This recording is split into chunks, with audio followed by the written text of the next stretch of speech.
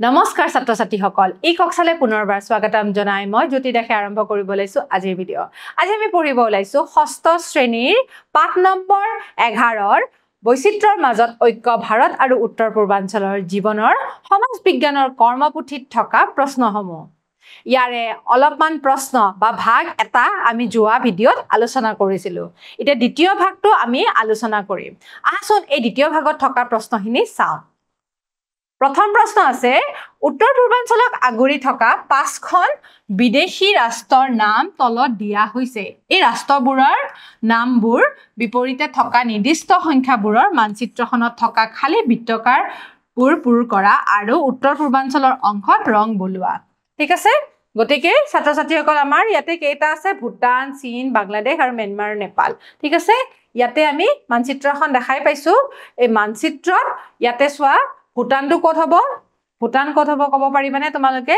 ভূটানখন হ'ব ইয়াতে ঠিক আছে ইয়াতে আমাৰ নম্বৰটো দিয়া আছে ক হয়নে আমি ইয়াতে ক লিখিম ভূটান ঠিক আছে ইয়াতে আছে তাৰছত এইখন হৈছে কি ইয়াতে কি আছে জানানে ইয়াতে আছে নেপাল গতিকে ইয়াৰে উত্তৰটো হ'ব খ ঠিক আছে ক আৰু ঘ পালো আমি হয়নে নহয় ক পালো ঘ পালো ঠিক আছে তাৰপিছত কি আছে ম্যানমাৰ কত আছে ম্যানমাৰ আছে আমাৰ এইখিনিতে ঠিক আছে এইখিনিতে আছে গতিকে ইয়াৰে যেটো নম্বৰ আছে হেতু হৈছে খ ঠিক আছে ইয়াৰে নম্বৰটো দিয়া আছে আমাক খ গতিকে আমি ইয়াৰে উত্তৰটো আমি ইয়াতে লিখিম খ হ'ব তাৰপিছত এইখন কি বাৰু এইখন হ'ব চীন ঠিক আছে চীন পাইছো আমি চীন আমি কত পালো চীন আমি পালো ইয়াতে এটো হ'ব গ ঠিক আছে আৰু এইখন শেষত কি আছে উঙ বাংলাদেশখন হ'ব এইখন ঠিক আছে গতিকে আমি উঙটো ইয়াতে লিখিম হ'ব এতিয়া ছাত্ৰ ছাত্ৰীসকল আমি এই যিকেটা আমাক অপচন দিছিলে এই অপচন কেটা আমি ইয়াতে বিচাৰি পালো আমাক আৰু এটা প্ৰশ্ন সুধিছিলে কি সুধিছিলে জানানে কৈছিলে যে উত্তৰ পূৰ্বাঞ্চলৰ অংশত ৰং বলোৱা গতিকে উত্তৰ পূৰ্বাঞ্চলৰ অংশ কোনখিনি ক'ব পাৰিবানে এইখিনি ঠিক আছে ইয়াতে আমি যদি ৰং বুলাবলৈ চেষ্টা কৰো এই হালধীয়া ৰংটোৰে দেখাইছো এইখিনি হৈছে উত্তৰ পূৰ্বাঞ্চল ভাৰতখনৰ এইখিনি অংশ হৈছে উত্তৰ পূৰ্বাঞ্চল তোমালোকে ধৰিব পাৰিছানে গতিকে ছাত্ৰ ছাত্ৰীসকল এইদৰে তোমালোকে কৰ্মপুথিখনতো ৰংটো বুলাই লবা ঠিক আছে তাৰ পিছৰ প্ৰশ্নটো চাওঁচোন তলত উল্লেখ কৰা উত্তৰ পূৰ্বাঞ্চলৰ 8খন ৰাজ্য আৰু তাৰ ৰাজধানীসমূহৰ নাম হিফিটিত দিয়া উত্তৰ পূৰ্বাঞ্চলৰ মানচিত্ৰৰ দীঘলীয়া খালী বাকচবোৰত ভৰোৱা গতিকে তোমালোকৰ কিতাপত মানচিত্ৰখনত এখন এনেকুৱা দীঘলীয়া খালী ঠাই দিয়া আছে গতিকে সেই দীঘলীয়া খালী ঠাই তোমালোকে পুৰাবা গতিকে মই ইয়াতে মানচিত্ৰখনত দেখুৱাই দিছো চোৱা ইয়াতে দিয়া আছে অসমৰ দিছপুৰ হৈছে অসমৰ ৰাজধানী অৰুণাচল প্ৰদেশ ইটানগৰ নাগালেণ্ডৰ কোহিমা মেঘালয়ৰ শিলং মণিপুৰৰ ইম্ফল মিজোৰামৰ আইজল ত্ৰিপুৰাৰ আগৰতলা গতিকে এইকিখন হৈছে উত্তৰ পূৰ্বৰ কি ৰাজ্য আৰু ৰাজ্যৰ ৰাজধানী ঠিক আছে তাৰ পিছত তোমালোকৰ আৰু এটা অপচন থাকিলে কি জানানে হেতু হৈছে সিকিম ঠিক আছে এই সিকিম অপচনটো থাকিলে আমাৰ এই সিকিম অপচনটো ইয়াতে আছে ক'ত আছে সিকিম আছে ইয়াতে ঠিক আছে ইয়াৰে সিকিমৰ যেটো